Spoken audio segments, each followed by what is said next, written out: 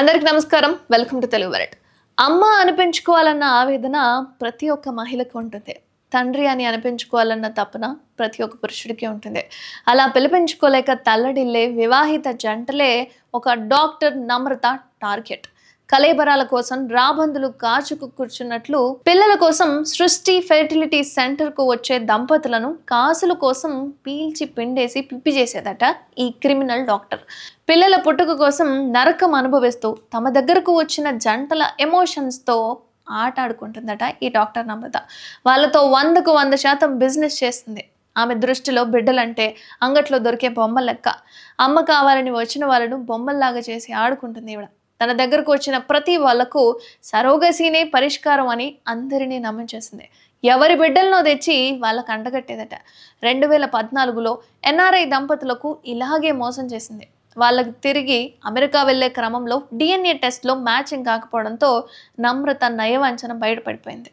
వాళ్ళు వెళ్ళి నిలదీస్తే మరో బిడ్డను ఫ్రీగా ఇస్తానని చెప్పిందట ఈ డాక్టర్ నమ్రత. అసలు ఆమె మనిషే కాదు, మనీ మెషిన్ అని చెప్పుకోవచ్చు.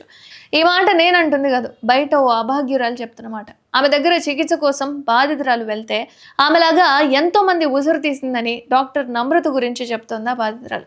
తండ్రి ఎవరో తెలియదు, బిడ్డ ఎవరిదో అర్థం కాక తల్లడిల్లిపోయే కపుల్స్ సృష్టి ఖాతాలో చాలా మంది ఉన్నారు. DNA చేయించుకోలేక ఆత్మ సంతృప్తితో బతకలేక నిత్యం రోధిస్తూ బతుకు ఇడుస్తూ బతుకుతున్న వాళ్ళు చాలా మందే ఉన్నారు ఈ సృష్టి గాథలో. ఎన్ని నేరాలు ఘోరాలు చేసినా, ఒకళ్ళకి పిల్లల్ని ఇవ్వడం కోసం ఇంకొకళ్ళకి కడుపు కోత మిగిల్చిన వీళ్ళకు కూడా వాళ్ళ పిల్లలు ఎవరు అనేది కూడా తెలియదు. ఇంతకీ కూడా నేనే తప్పు చేయలేదు అని చెప్పి స్ట్రాంగ్గా ఉంటుంది. బెయిల్ కోసం అత్యంత హీనంగా దేబరిస్తుంది. బిడ్డలు కావాలన్న వాళ్ళ బలహీనతని ఇలా క్యాష్ చేసుకుంటుంది నమ్రత అని చెప్తున్నారు ఆ బాధితురాలు. పిల్లలు కావాలంటున్న జంటలు కనిపిస్తే ఆమె పంట పండినట్లే అంటున్నారు వాళ్ళు. అయితే దంపతులకు వలవేయడం, దోచుకోవడమే కలగా బతుకుతోందట. ఈ క్రిమినల్ డాక్టర్ని చట్టపరంగా అత్యంత కఠినంగా శిక్షించాలని బాధితులు డిమాండ్ చేస్తున్నారు. రీసెంట్గా మై బేబీ DNA అనే సినిమా వచ్చింది. మేబీ ఇలాంటి వాళ్ళ కోసమే ఈ సినిమాని తెరకెక్కిచ్చారేమో అనిపిస్తుంది. మనుషులు ఇంతకు దిగజారుతారా అనిపించింది. ప్రతి ఒక్క మహిళ కానీ పురుషుడు కానీ తల్లిదండ్రులు అవ్వాలని ప్రతి ఒక్కరికి ఒక కోరిక ఉంటుంది.